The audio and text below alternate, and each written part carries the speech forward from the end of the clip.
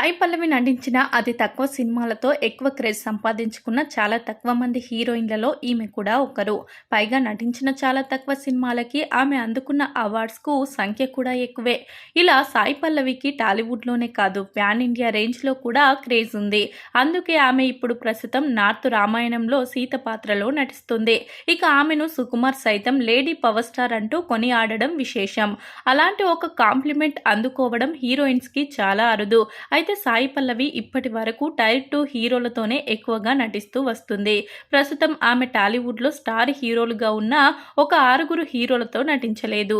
మరి ఆమె ఆ 6 హీరోలతో మాత్రమే నటించకపోవడానికి గల కారణాలు ఏంటో తెలియదు. కానీ ముఖ్యంగా కమిట్మెంట్ వంటి విషయాల జోలికి సాయి పల్లవి వెళ్ళదు. ఆమెకు రీసెంట్గా ఒక టాలీవుడ్ డైరెక్టర్ కమిట్మెంట్ అడిగితే లీగల్గా యాక్షన్ తీసుకుంటానంటూ వార్నింగ్ కూడా ఇచ్చిందట.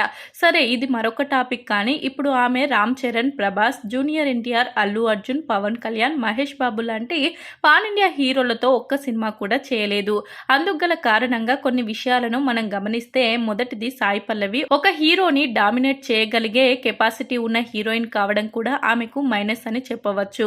అందుకే ఈ స్టార్ హీరోలు ఆమె క్రేజ్ కి అలాగే డామినేషన్ కి దూరంగా ఉంటున్నారు అని అనుకోవచ్చు. పైగా లిప్ లాక్స్ లేకుండా ఈ హీరోలు ఒక్క సినిమాలో కూడా నటించడం లేదు.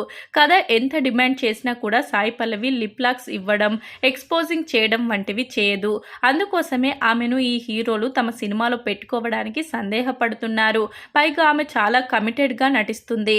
మన ముందు వీరు తేలిపోకూడదు అని కూడా అనుకొని ఉండవచ్చు.